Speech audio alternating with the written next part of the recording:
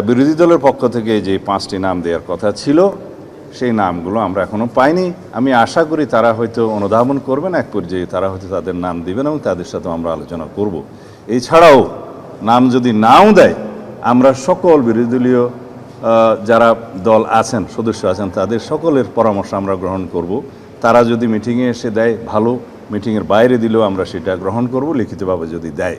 আমরা জুলাই জাতীয় সনদ পূর্ণাঙ্গভাবে বাস্তবায়ন করতে চাই এবং জুলাই জাতীয় সনদের বাইরেও যে সমস্ত মতামত আসবে সমাজের বিভিন্ন সেকশন থেকে, আইনজীবী, সংবিধান বিশেষজ্ঞ, শিক্ষক সমাজ এবং সাংবাদিক বন্ধুগণ এবং সমাজের আরও অন্যান্য ক্লাস যারা জুলাই গণ অভ্যুত্থানে অংশগ্রহণ করেছেন, সেই সমস্ত ছাত্র নেতৃবৃন্দ, বৈষম্য বিরোধী ছাত্র নেতৃবৃন্দ, সকলের সাথে আমরা আলোচনা করব। আমরা বিচারপতিদের সাথে আলোচনা করব, আমরা সুপ্রিম কোর্ট আইনজীবীদের সাথে আলোচনা করব। এইভাবে আমরা সমাজের সকল সেকশনের সাথে আলোচনা করে তাদের মতামত নিয়ে জুলাই জাতীয় সনদ বাস্তবায়ন করব এবং জুলাই জাতীয় সনদের বাইরেও সমাজের যে সমস্ত প্রত্যাশা আছে থাকবে সেই সমস্ত বিষয়গুলো অ্যাড্রেস করব।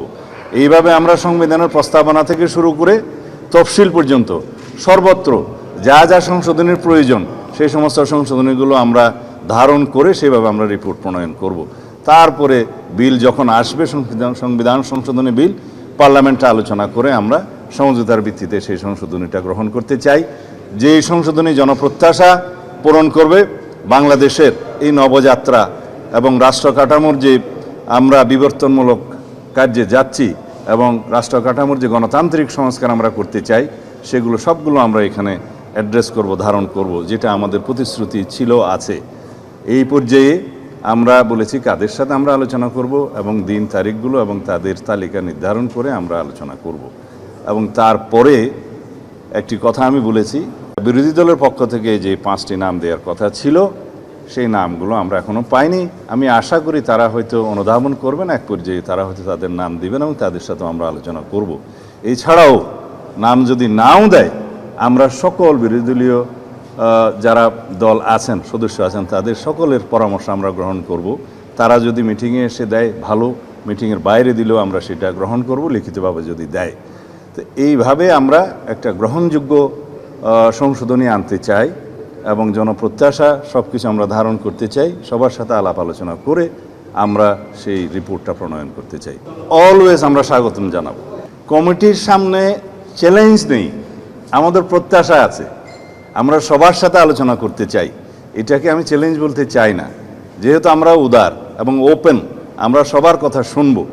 এত বড় একটা ছাত্র গণ অভ্যুত্থান সংগঠিত হলো, জাতির প্রত্যাশা অনেক, শহীদের আকাঙ্ক্ষা ছিল, সেই প্রত্যাশা এবং আকাঙ্ক্ষা অনুযায়ী আমাদেরকে এই বাংলাদেশ বিনির্মাণ করতে হবে, গণতান্ত্রিক ধারাকে শক্তিশালী করতে হবে এবং এই শক্তিশালী গণতান্ত্রিক ব্যবস্থাকে যদি আমরা ধারণ করতে চাই, সংবিধানই প্রথম আমাদেরকে সব কিছু কন্টেইন করতে হবে, ধারণ করতে হবে।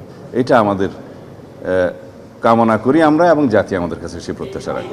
আমরা কেবল বসলাম, আমরা যাদের সাথে আলোচনা করার জন্য আজকে ডিসাইড করব বা পরেও আরও আলোচনার জন্য কোনো শ্রেণী আসতে পারে বা কেউ আগ্রহ প্রকাশ করতে পারে, সকল শ্রেণী পেশার মানুষ, পেশাজীবীরা আলোচনা করতে আগ্রহ প্রকাশ করতে পারে, আমরা তাদের সবার সাথে আলোচনা করব। সুতরাং সময়টা এখনই নির্ধারণ করে বলতে পারবো না। 48টার মধ্যে অনেক কিছু আছে আমরা এগ্রিড হয়েছি রাজনৈতিক সমঝোতার দলিল হিসাবে জুলাই জাতীয় সনদে, সেগুলো তো আমরা নেবই।